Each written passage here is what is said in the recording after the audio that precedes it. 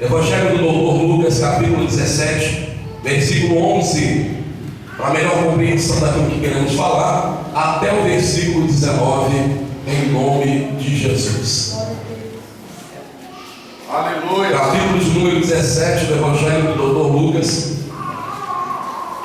capítulo 17, versículo 11 ao 19.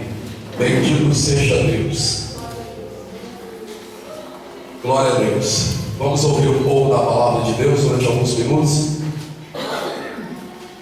A epígrafe do texto diz assim: a cura de 10 leprosos. Eu quero, antes de ler, pedir aos irmãos a oração dos irmãos que estão sempre orando por nós. Temos irmãos aqui que têm se importado com a minha família, têm orado, têm pedido a Deus pelo nosso ministério.